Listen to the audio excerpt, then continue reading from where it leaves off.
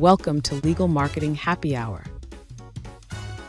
Welcome back to Legal Marketing Happy Hour, where we serve up tactical marketing insights to help law firms grow smarter, faster, and more profitably. I'm Evan Mack, and today I'm joined by Lindsay Marty, founder and CEO of Above the Bar Marketing. Lindsay's not just a marketing strategist, she's also a team builder who knows that your internal culture is part of your brand. So here's the question. Would you want to work at your own firm? Because your clients aren't the only ones experiencing your brand. Your team is living it every day. Today, we're diving into what it really takes to build a strong culture that people want to be a part of and how that culture becomes the foundation for a high-performing, sustainable law firm.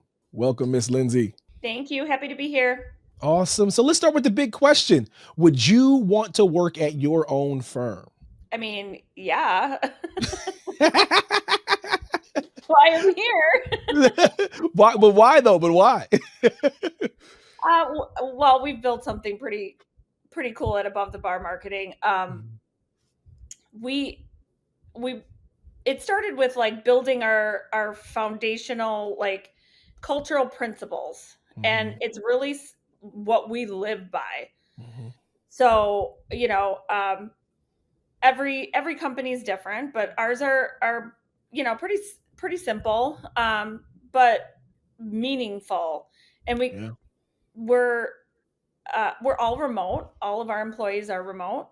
Wow. So it's a different type of culture. We only get together once or twice as a group out of the whole year. So when we do meet in person, we have so much fun because we're like, kids in a candy store. But the biggest thing, that we strive for is like drama free. We're all here to work together and help each other get to a common goal. And that really resonates in everything we do. We have a Slack channel that's just alive all day long with people putting funny jokes in there, or, hey, I need help with this. Can anybody step in? There is not one person on our team that is not willing to step in and help when they can. And that like has built this really strong culture where everybody genuinely loves each other, and wants to see everybody succeed. So I think calling people out when they're doing a really good job, and going that extra mile, and just treating everybody like there's no big hierarchy. Like, yeah, we have a leadership team, but it's not like I'm not going to step in and help when it's needed also. So I think that everyone on our staff sees that even our leadership team is willing to get into the trenches and help with, even small tasks. So I think that is part of what has built such a strong culture for us. Speaking of that, though, why is culture more than those, like, perks, birthdays, team lunches, and things like that? What can you tell the people at home why it is important to have that kind of camaraderie at a business? Well, for several reasons. You spend a lot of your life working. And when you come to work and you dread it, that's not a healthy lifestyle. Wanting to come into work every day with the people that you love, and it provides a different atmosphere. And then second, it's resourceful. So people aren't leaving. People aren't quitting because they're unhappy or they're overloaded or anything like that. They want to work here. It's a place that, people love their work. They love coming to work every day. And our retention and employee retention is a key part of what we strive for, because we're putting so many resources into our employees to make them even better at what they do. And then for them to quit once we've put all those resources into them, it's a huge loss for any company. So what are some of those culture killers that drive good employees away, like you were talking about? Micromanagement. That's a big one. We have a group of professionals, and every law firm, all your employees are professionals. there is no need to micromanage professionals. You will be able to tell if they're not working or doing their work or not doing it to the standard that you want. You'll be able to tell. Right. Um, but micromanaging their time and their life, that is the biggest culture killer that you can have.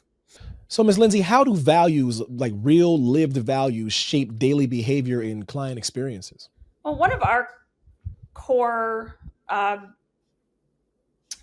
principles is family first, always, and we live that, and we live that for each other. If somebody's going through a hard time at home or has a sick child, like being able to say that, like, I have to go take my son to the doctor, I'll be back in 2 hours, Right. and then having people step in, I got you, I'll handle this call, or whatever it is. Like actually living that, and instead of just saying, oh, family first, we are actually living it. Awesome. And I think it resonates for our clients, because we do talk about family quite a bit. We do want to know about their family. We want to know about their life. So I think that helps build that relationship. And then clients genuinely like working with us. So, Ms. Lindsay, why does reactive leadership hurt morale, and how can firm owners shift towards intentional leadership? So reactive leadership, I mean, especially in like a growing law firm or just a growing business, it happens because you're facing challenges that you've never faced before as you grow, right? Okay, a problem happens and you react to it, but the way you react to it is super important to your staff. Mm, And so just acknowledging how you're reacting to the problems and getting over those hurdles, your staff sees that. mhm. And if you handle it in a way that is professional and maybe fun, you're going to build a leadership team that can start to move towards proactive. Okay, well, we've been through this scenario and this scenario and this scenario. What if this scenario comes up? Let's proactively create a plan for that. Mhm. And that you can feel it when you start to lead that way, that your staff, your employees, like really feel like they're taken care of. So what does meaningful recognition and growth look like, especially for maybe the smaller firms? I think everybody internally somehow wants to be recognized when they do a good job, right? Absolutely. And so recognition looks different for everybody, but creating a plan, with your leadership team or the entire staff, of like, how do you guys want to be recognized? Is Mhm. it, um, we at Above the Bar, we have lots of different ways that we recognize our staff for a job well done. But for a growing law firm, I mean, it's typically going to be like, oh, we won this case. Yeah. We got this person out of jail. Like it. I Yeah. mean, these are real humans that they're helping.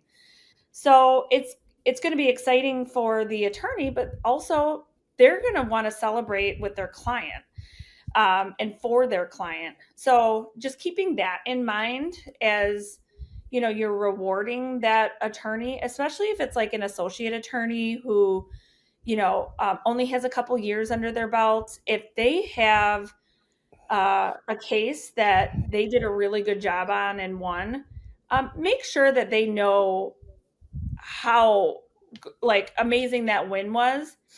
And also at that time, take a moment to tell them, you won, you did great, but Mhm. here are some things that you can work on in the future to do even better. Because having that coaching along the way for younger attorneys is crucial to get them to where they need to be 20 years down the road. So how can leaders build a culture that attracts great people from the very beginning? Because, if you're there for a while and you understand the culture, I understand that, but how can you kind of advertise that this is the place to be when they first get there?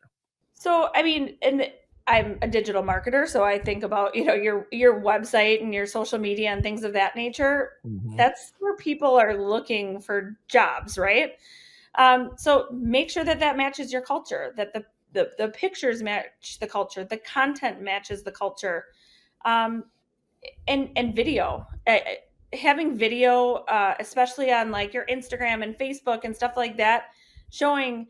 I mean, for us, we're kind of goofy. We'll take videos of our kids or our dogs, and you know what I mean, just like all that kind of stuff. But just make sure that you're posting about that stuff, and when somebody's looking you up online, they're able to see, even a glimpse of what your culture looks like. You talked about a bunch of things in this episode about the culture of where you work, but what's probably your thing you're most proud of about where you are, your company, and what you represent?